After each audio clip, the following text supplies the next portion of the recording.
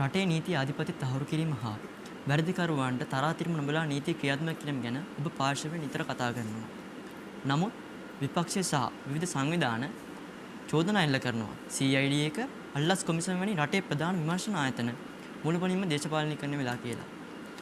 ආණ්ඩුවේ ප්‍රබලයින්ගේ චෝදනා යටගසමින් මන්දගාමී කරමින් විපක්ෂයේ දේශපාලන හඬවල් මර්ධනය කරන පමණක් මෙම ආයතන ඉතා කාර්යක්ෂමව කටයුතු කරනවා. මම ඔබතුමාට යොමු කරන්නේ මෙම විමර්ශන ආයතන කිසිදු දේශපාලන බලපෑමකින් තොරව ආණ්ඩුවයටත් විපක්ෂයටත් සමානව නීතිය ක්‍රියාත්මක කරනවා කියන්නේ ඔබතුමා ජනතාවට සාතික වෙන්නේ කොහොමද? එමෙන්ම මෙම දේශපාලනය කරන චෝදනා පදනම් විරහිත චෝදනා කියලා ඔප්පු කරන්න ඔබතුමා සතු කරුණු මොනවාද?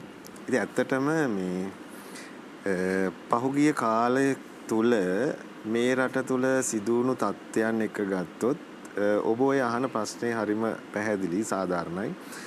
මොකද පහුගිය කාල සීමාව තුළ දේශපාලනඥයා හිටියේ පුතේ නීතියට මේ උඩින්. සාමාන්‍ය ජනතාව තමයි නීතියට යටත් කරලා තිබුණේ. හැබැයි දැන් අලුත් පාලනයේ ඇතුලේ මේ මාස 18 කාල සීමාව තුළ රටට ජනතාවට ඔප්පු කරලා තිබෙනවා දේශපාලනඥයාත් නීතියට යටින් කියලා. ඒක නිසා විශේෂයෙන්ම ගත්තොත් පෞගිය කාල සීමාව තුළ සිදුවෙච්ච සෑම සිදුවීමකදීම දේශපාලනඥයා කවුද තරාතිර මොකද්ද කියන එක බැලුවේ නැහැ. නීති හරියට ක්‍රියාත්මක වුණා.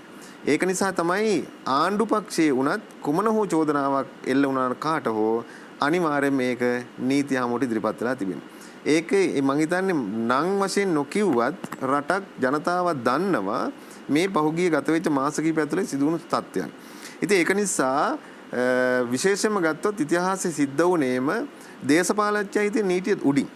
ඒක නිසා නීතිය හැමෝටම සාධාරණ විය යුතුයි කියන එක තමයි ජනතාවගේ ප්‍රාර්ථනාව තිබුණේ. ඒක තමයි ජනතාව දකින්න බලාපොරොත්තු වෙන්නේ.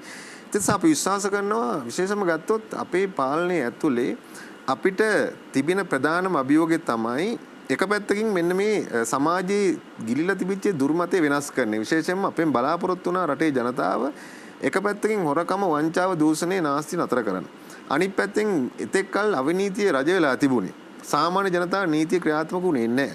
සාමාන්‍ය ජනතාව නීති ක්‍රියාත්මක වුණේ සාමාන්‍ය ජනතාව තලාපෙලා මර්ධනය කරන තැනට. උද්ඝෝෂණයක් ක්‍රියාත්මක කරන අවස්ථාවක් තිබුණේ නැහැ. කඳුළු ගෑස් කැවුවා, බැටන් පොල් ප්‍රහාර එල්ල වුණා, එහෙම තුනේ. අද මේ රටේ ජනතාවට පාලකයා ප්‍රශ්න කරන්න පුළුවන් අවස්ථාව හදලා දීලා තිබුණා. මම හිතනවා ඒක අපෙන් කෙරෙන්නේ නැත්නම් වෙන කිසිදු දේශපාලන පක්ෂකින් ආණ්ඩුවකින් සිදු වෙන්නේ නැහැ. ඒක නිසා අද දේශපාලනඥයා ප්‍රශ්න කරන තැනට සමාජය ඉඩ හැදිලා තිබෙනවා. ඕන මොහොතක උද්ඝෝෂණයක් කරන්න විරෝධතාවයක් ඉදිරිපත් කරන්න අවස්ථාව හැදිලා තිබෙනවා. ඔබ දකිනවා කිසිදු මොහොතක ආණ්ඩුව මර්ධනීය ක්‍රියාමාර්ග එල්ල කළා නැහැ. සුදු ඈන් ඇවිල්ලා උස්සගෙන ගිහිල්ලා නැහැ. ගස් බැඳලා ගහලා නැහැ. රාජ්‍ය සේවකයන් ගස් බැඳලා ගහලා නැහැ. ඒක නිසා අද ගත්තොත් එහෙම රටේ ඕනම පුරවැසියෙකුට තමන්ට නිදහසේ තමන්ගේ ප්‍රශ්න කියා ගන්න දේශපාලනඥයා ළඟට යන්න අවස්ථාව ලැබිලා තිබෙනවා. කිසි කෙනෙකුගෙන් අවසර ගන්න ඕනේ නැහැ. දේශපාලනඥයා සමාජයේ සාමාන්‍ය පුරවැසියෙක් විදිහට වැඩ කටයුතු කරමින් තිබෙනවා. වෙනම ආරක්ෂා වෙන ප්‍රභූ කණ්ඩායමක් විදිහට වැඩ කළනේ. ඉතින් ඒක නිසා අද දේශපාලනඥයා ප්‍රශ්න කරන්න පුළුවන් තත්ත්වයක් සමාජය ඇතුළේ නිර්මාණලා තිබෙනවා. නමුත් අපිට තියෙන ගැටලුව තමයි අර ඒ ලබා දීපු ප්‍රජාතන්ත්‍රවාදය පාවිච්චි කරගනිද්දී අපේ රටේ තවමත් ඉතා හොඳ තත්ත්වයට සමාජයේ පත්වලා නැති නිසා ඒක වෙන විදියට භාවිතා කරමින් තිබෙනවා. විවිධ කණ්ඩායම් ඒක වෙනස් විදියට පාවිච්චි කරමින් තිබෙනවා.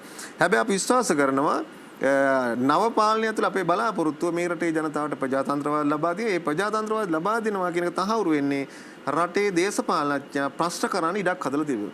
ඒක නිසා තමයි අපි හම්බෙච්ච ඕන මොහොතක ඕනම කෙනෙක් නිර්භයව ප්‍රශ්න කරන්නේ. ඒක පාසල් ශිෂ්‍යෝ විතර ඔබ ප්‍රශ්න කරන වගේම ඔබේ වැඩිහිටියන් ප්‍රශ්න කරන අවස්ථා හදලා දීලා තිබුණා. ඒ නිසා අපි ඒකට උත්තර දෙනවා. අපි ඒකට මැදිහත් වෙනවා. ඒ ප්‍රශ්න කරන්න පැරණි යල්පැන ගිය දේශපාලනයට ඉඩ අහිමි වෙනවා. ඒක තමයි ඇත්ත කතාන්දර. ඉතින් ඒක නිසා අපි විශ්වාස කරනවා සමාජයේ නවීනත්වයට යද්දී වෙනස් වෙද්දී දියුණු වෙද්දී මිනිස්සුන්ට පුළුවන්කම තිබෙන්න ඕන ප්‍රශ්න කරන්න, දේශපාලනඥ ප්‍රශ්න කරන්න, නීතිය හැමෝටම සාධාරණ ක්‍රියාත්මක කරන උස්මිටිකම් පහත් බලය තිබුණාද හිටපු ජනාධිපති කිසිවක් අදාළ නැතුව රටේ නීතිය හැමෝටම සාධාරණව ක්‍රියාත්මක වෙනවා.